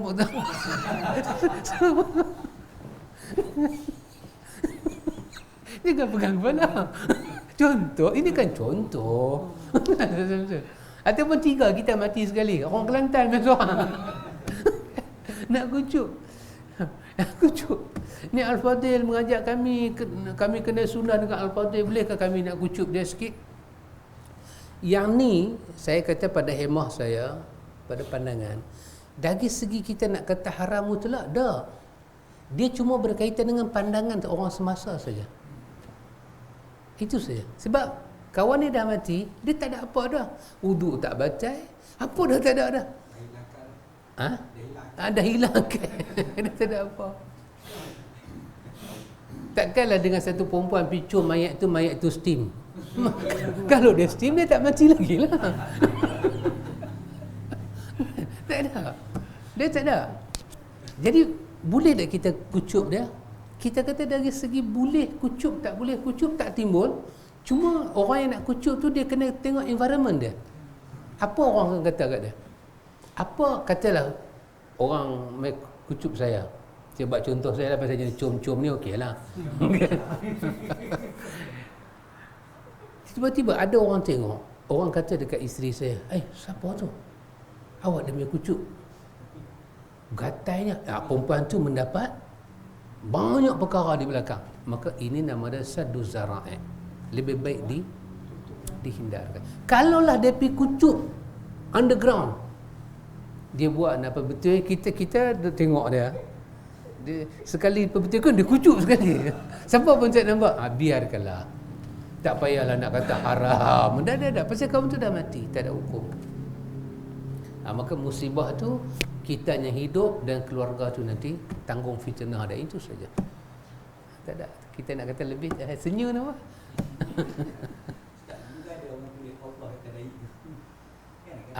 Ya ada juga orang tulis pasal dia kata kalimah tu terangkat. Jadi kena berturun balik. Ini semua amalan bid'ah yang dalalah. Ini semua kerja-kerja bid'ah yang dalalah. Kita terus buat. Boleh Ustaz Samsul? Ya. Baik. Begini. Allah Ta'ala yang maha mengetahui. Ciuman ini dia berbeza tempat kerana dia melihat kepada harakat bangsa. Macam orang Arab, dia kalau cium kedai, ini penghormatan. Dia kucuk kedai. Jadi kita ni kita kucuk kedai, itu tanda kata hormat. Kita ada pegang kepala kan, dia kucuk kedai, dia hormat. Budak-budak dia kucuk kedai, dia mengharapkan budak tu besar, dia cium kepala budak tu. Dalam hadis kan kita baca dalam hadis, Nabi kata pada Jabir, kenapa kamu tak kahwin anak dara? Bila Jabir kahwin janda kan, Nabi kata kahwinlah anak dara. Kamu boleh tukar ayat liok dengan dia. Maksudnya cium tu tahu mana? Gelap pula. Nabi ayat tak satu kok jangka. Yang tu cium tandai ke tang mulut? Orang Melayu pula, kalau kita suami cium isteri tang mulut, dia kata orang putih. Tengok mengaji sunnah buat cara orang putih. Ikut cara Nabi. Ikut cara Nabi lah tu. Suami, isteri cium suami tandai, tang pipi, kiri kanan. Lepas tu tambah pula yang sunnah baru ni, isteri isap janggut pula. Ini sunnah baru. Kan? Jadi bila kita kata mayat, kita nak bagi ciuman apa pada dia? Isteri dia nak cium dia, maka semua muka tu halal kat isteri dia. Ciumlah tak mana. Tapi nak cium mayat punya mulut ni, fikir banyak kali lah. Dia nak cium tak? Nak cium tandai boleh, hidung boleh, bibir suami dia boleh, isteri dia, pipi boleh, dagu boleh. Hak dia, halal untuk dia. Tak ada batas. Cuma yang orang bukan yang mahram, bukan yang ni, ciuman itu walaupun dia kucuk bibir mayat, tak ada hal pun. Cuma pandangan orang dekat dia, dia akan tanggung fitnah yang besar, itu saja. Maka ada lebih baik kalau dia nak kucuk mayat tu, dia ambil satu kain, dia tutup, bagi orang tak nampak. Ciumlah tak nampak. Boleh tak kita cium mulut mayat Ustaz Samsul? Boleh. Kita cium dahi dia? Boleh. Kita cium pipi dia? Boleh. Ataupun kita nak kucuk tangan dia? Silakan. Tidak ada satu tempat. Tapi kalau ikut dalam hadis ni, seolah-olah ada isyarat Abu Bakar cium Nabi di dahi dia. Seolah-olah ada isyarat Nabi kucuk Osman bin Maz'un di dahi dia. Seolah-olah ada isyarat. Tapi kalau ikut literal hadis, dia kata qabbala. Qabbala satu ciuman. Biasanya orang Arab akan letak tandai. Tapi jangan lupa kita campur Arab-Arab Yaman, laki sama laki jumpa, dia bagi beretuh bibir mulut. Bukan sampai bertukar ayat liak, tak, dia bagi beretuh. Dia buat lagu tu. Itu bukan mereka ini bukan gay tau. Dah. Mereka ini mengikut budaya mereka. Kalau esok saya meninggal, Ustaz Samsul nampak Ustaz Nam yang kucuk mulut saya, kami bukan gay. Kami ikut budaya Yaman. Jadi soalannya di mana nak kucuk, itu juga apa orang putih kata apa? Apa orang putih kata? Bukan bai'ah. Dia satu benda yang tak dapat kita tentukan. Apa orang putih kata apa? Abstrak. Bukan abstrak, subjektif. Terima kasih ya. Siapa kata?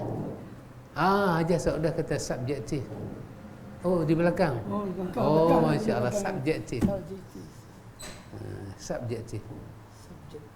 Mesti konven semua ni ya. Jadi silakan cium. Cium yang pada kewarasan kita, tak mendatangkan fitnah pada kita. Silakan. Jadi semua lengkapan tak? Ya, kalau kita tengok hadis ni, dia sebelum mandi apa lagi. Tapi kita juga tak berjumpa satu hadis yang jelas yang menyatakan mesti tang sini. Cuma takat ni kita jumpa ni, para ulama kata jawaz taqbilul mayit, harus kucuk mayat. Jadi waktu tak ditentukan. Macam orang Arab, dia suka ambil time masa mati tu, dia pergi tengok, dia kucuk. Lepas tu dia takkan ganggu dah perjalanan pengurusan. Dia kalau satu kaum tu dia nak kucuk lepas mandi pun, kita tak menghalang jugalah, silalah. Cuma kalau boleh, kucuk-kucuk ni dia bukan satu upacara. Dia main daripada hati kita kan. Upacara ni maksud saya apa? Panggil adik-beradik berderet masa nak kapan tu kan. Bunyi pun lah ni nak tutup muka dia ni, seorang mencuk. Itu upacara. Itu elakkanlah. Abu Bakar cium Nabi bukan upacara. Nabi cium Osman bin Maz'un pun bukan upacara. Tak perlu minta izin siapa.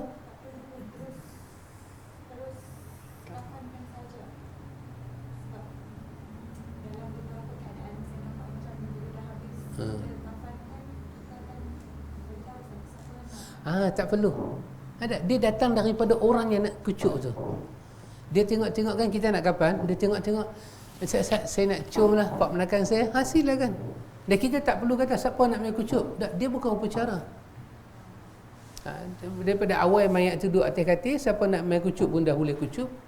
Sampai upacara semua dah habis nak kapan, dia main, dia kata saya nak kucuk, boleh tak? Ataupun silakan. Ataupun orang kata nanti Ustaz panggil anak-anak dia main cium lah ni, tak perlu. Ciuman itu daripada hati, bukan kita yang memaksa orang untuk cium, tidak. Daripada hati. Dia tak boleh nak cium pok dia, sebab ni dia mat, jangan paksa dia. Sebab ini bukan daripada sunnah yang berurutan. Setiap ada mayat kena lagu tu, tidak. Memandikan mayat dengan daun bidara itu jauh lebih tinggi sunnah dia daripada kucuk. Ini siapa-siapa nak buat, tak payah kita suggest pun cukup. Jadi bolehkah Ustaz Samsul? Boleh nah? Jadi kalau lah ada mayat siapa-siapa kita tengok perempuan cium lelaki, lelaki cium perempuan, kita tak ada lah nak buat nak buat ramai. Cuma kalau kita nak pere, bolehlah pere, tanya hang siapa. Bolehlah. Baik, tak mana tadi? Pendapat yang menyatakan terputus hukum ihram. Pendapat yang menyatakan terputus hukum ihram ni kita tangguh dekat ni dulu. Wallahu ta'ala a'lam.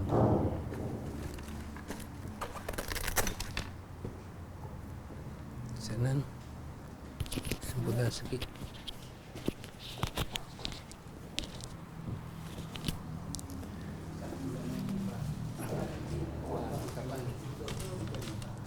Kita ni dulu mau praktikal.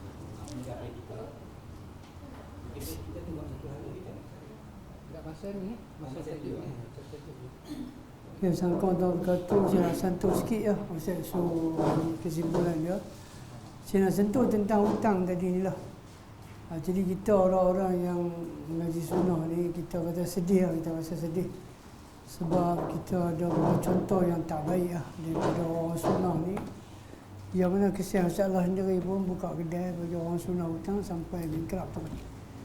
Dan benda ni mungkin mereka lupa lah kata hutang tu kena settle. Mereka lupa.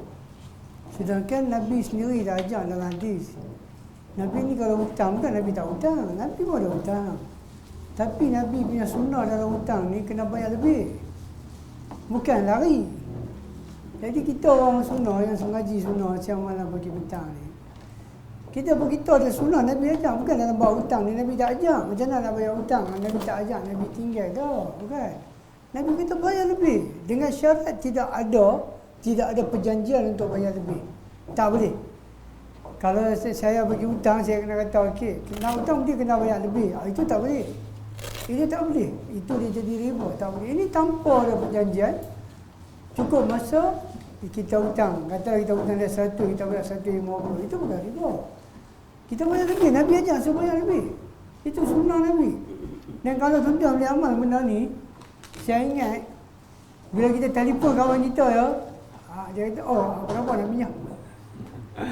Kalau kita tak telefon pun, dia akan tanya kita, tak pinjam pun bulan ni, tak mau pinjam. Tengok. Tak pinjam. Yang ni tuan-tuan, ada sahabat kita sebab sunnah daripada terbuat, saya tak mau cerita siapa lah. Minta maaf lah saya nak cakap benda ni pasal sunnah, saya kena cakap. Ada khatib yang dia baca khutbah, saya harap dia dengar lah benda ni. Khatib yang baca khutbah di Paya Terbun, yang kata dia manhaj salaf. Kira kita semua bukan salaf lah, dia yang salaf. Begitu hebatnya baca khutbah. Tiba-tiba minta tolong kat kawan kita. Ya, saya tak mahu sebut nama ya. Dia melalui sahabat kita Zaid. Kita minta tolong khususnya, minta kawan kita tolong dia, kawan kita pun pergi tolong dia. Pasal dia, kita percaya sunnah ni, baca khatib Terbun ni. Sampai hari ni dia tak mahu bayar hutang. Dan dia jumpa sahabat kita tu, dia buat datang. Tengok, dah masuk sunnah. Itu kita kata cerita jangan terlampau lancang, terlampau hukum orang banyak. Kerana duit ni, kadang-kadang sunnah kita hancur. Kerana duit, kerana hutang. Dan kita bukan tak tahu Nabi kata. Roh tergantung kan. Apa makna dia? Orang mati syahid pun Nabi kata masuk surga dalam fiqh sunnah jilid 4, dikurung. Tak boleh tak boleh bergerak di dalam surga, dikurung sampai diselesaikan hutang dia. Contoh orang mati syahid dah masuk surga pun dalam fiqh sunnah Syekh Sabit bawa dikurung dia. Itu tuan bukan mati syahid. Bayanglah. Bayanglah, tolonglah bayang. Kalau kita dah dengar macam ni punya ancaman, kita ada hutang, kita jangan buat tak tahu. Jumpa berkita minta maaf sahabat, saya tak boleh nak bayar. Nanti saya minta sahabat bagi tempoh. Tuan-tuan tak boleh bayar banyak, bayar sebulan 20 ke RM10 pun bayar. Nanti kita tak kena hadis yang Nabi kata, siapa yang hutang. Tuan-tuan tengok Nabi beritahu daripada awal, siapa yang berhutang dan kadang-kadang dia ada niat dalam hati tak mau bayar, dia akan jumpa Allah dan kadang mencuri. Tapi kalau siapa yang berhutang dengan niat untuk bayar, Allah pasti akan tolong dia untuk bayar. Jadi kawan-kawan kita yang ada hutang kita selama ni, berdasarkan hadis tu kita tahu dah. Dia hutang kita tu dengan niat memang dia tak mau bayar. Macam Nabi sebut, dia tak mau bayar. Macam Nabi kata kalau kita hutang orang memang niat nak bayar. Betul-betul percayalah, dan Allah Ta'ala akan lapangkan rezeki kita, kita pasti akan dapat bayar. Jadi bila kita tahu benda tu, kita tahu Nabi dah sebut dah. Jadi bila orang yang berhutang ni, bukan dia tak bagi hutang, kadang-kadang kita kata apa, kita duk kawan elok, duk cakap elok, jumpa duk bagi salam elok, tapi aku bagi hang pinjam, saat lagi kita nanti putus sahabat. Lebih baik hang pinjam kat orang lain. Pasal apa? Pasal berdasarkan pengalaman, kita tak mau tolong, kita hilang kawan banyak sebab hutang. Jumpa Tak mau cakap dah. Lari mata. Tak mau. Lebih baik kalau kita ada perangai hutang tak mau bayar, janganlah pinjam. Jangan pinjam supaya kawan yang duk ada ni pun tak hilang. Sat lagi kita ni tak ada kawan siapa pun. Masalah di dunia orang tak mau kawan kita, di akhirat kita kembali dalam keadaan sebagai seorang pencuri. Alhamdulillah bin dzalik. Semoga Allah Ta'ala pelihara saya dan antum semua daripada terlibat pada benda-benda ni. Jadi kita tutup dengan tasbih kifarah. Malam ni kuliah Ustaz Alim di Dewan JKK. Zuhud. Muslimat boleh tak? Muslimat pun boleh hadir insya-Allah malam ni lepas maghrib di Dewan JKK Zuhud insya-Allah. Dua tenaga pengajar. Saya kesimpulan dia saya akan buat jadi tulis macam inilah kesimpulan. Saya ulang kesimpulan. Itu tak ada gitu. Soal kalau mau biar di. Mansur, nak pilih apa? Taman Bidin. Boleh?